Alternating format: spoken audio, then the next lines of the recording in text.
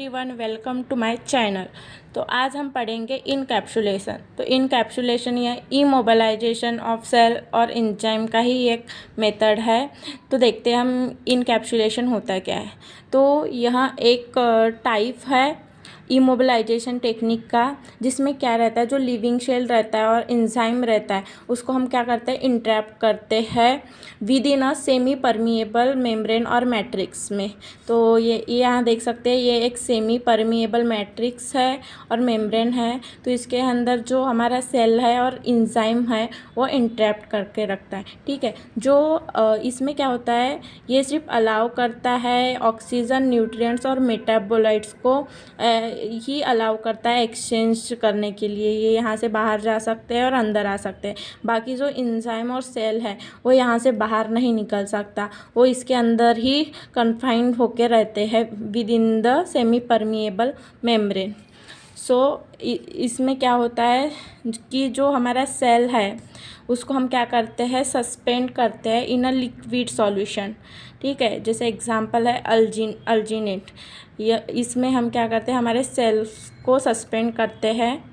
फिर जो हमारा सॉल्यूशन रहता है उस सॉल्यूशन को हम जो क्रॉस लिंकिंग एजेंट है उसमें हम डालते हैं। देन उसके बाद बीड्स का फॉर्मेशन होता है और कैप्सूल का फॉर्मेशन होता है, और उसमें जो हमारा एंजाइम और सेल है वो इंट्रैप्ट होके रहता है उसी के अंदर। तो कॉमन जो मटेरियल हम यूज़ करते हैं तो उसमें है, मटेरियल में है सोडियम अल्जीनेट है, कैराजिनेन है, पॉलीएक्रिलामाइड है, अगार है और अगारोज और चिटोसैन। क्रॉस लिंकिंग एजेंट में आप जैसे देख सकते हैं कैल्शियम क्लोराइड है, पोटेशियम आयंस है, सो ग्लिसराल्डेहाइड है, ट्राइपॉलीफॉस्फेट है। तो ये हमारे क्रॉस लिंकिंग एजेंट है। फिर टाइप्स ऑफ इनकैप्सुलेशन में हमारा फर्स्ट टाइप है जेल इंट्रैपमेंट और सेकंड टाइप है मेम्ब्रेन इंट्रैपमेंट। तो जेल इंट्रैपमेंट में क्या होता है, जो सेल रहता है are trapped in a gel beads. तो ऐसे छोटे छोटे ये जेल बीड्स बनते हैं। तो उसमें क्या रहता है, जो हमारा सेल है और एंजाइम है वो इंट्रैप्ड करके रहता है। देन सेकेंड है मेम्ब्रेन इंट्रैपमेंट। तो इसमें जो सेल इंक्लोज रहता है with in thin semi permeable membrane में। तो इसका एग्जांपल है अल्जीनेट, पॉलीलाइसिन कैप्सूल्स। देन इसके एडवांटेज हम देखते हैं। तो एक प्रोटेक्ट करता है, जो सेल है हमारा या एंजाइम है उसको प्रोटेक्ट करता है फॉर शियर स्ट्रेस से, और बाहर का कंटेमिनेशन है उससे भी ये प्रोटेक्ट करके रखता है। फिर ये रीयूज़ भी हम इसको कर सकते हैं।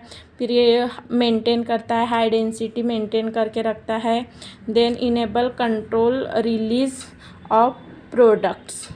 देन और इसका जो ये क्या रहता है, कंटिन्यूअस बायो प्रोसेसिंग के लिए भी सूटेबल रहता है। इसकी लिमिटेशंस क्या है, तो ये क्या है कि लीकेज होने के चांसेस रहता है इसमें, और फिर डिफ़िकल्टी रहती है स्केलिंग अप के लिए भी, और क्या बोलते हैं, जो अल्जीनेट बीट्स है उसके ब्रेक्स होने के भी चांसेस रहते हैं। तो ये इसकी लिमिटेशंस है। और इसका एप्लीकेशन क्या है, तो ये बायोरिएक्टर्स में भी इसका एप्लीकेशन करते हैं। इसका फार्मास्यूटिकल्स में भी, इन्वायरमेंटल बायोटेक्नोलॉजी और टिश्यू इंजीनियरिंग में भी इसका एप्लीकेशन होता है। तो जो बायोरिएक्टर्स में कर फर्मेंटेशन रिएक्शन के लिए इसका यूज़ होता है। जैसे एग्जांपल इथेनॉल और ऑर्गेनिक एसिड्स का फॉर्मेशन करने के लिए। देन फार्मास्यूटिकल्स में जैसे इनकैप्सुलेटेड प्रोबायोटिक और ड्रग डिलीवरी सिस्टम में इसका यूज़ होता है।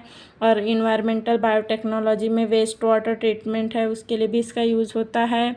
देन टिश्यू इंजीनियरिंग में इनकैप्सुलेशन ऑफ मैमेलियन सेल्स और आर्टिफिशियल ऑर्गन्स और हार्मोन डिलीवरी, इसके लिए भी इसका यूज होता है। तो इस तरीके से इनकैप्सुलेशन प्रोसेस होती है। तो मैं आपको इसके नोट्स भेज रही हूँ, तो आप इससे भी अपनी पढ़ाई कर सकते हैं। So thank you for watching this video. I hope this video is helpful for you. Thank you.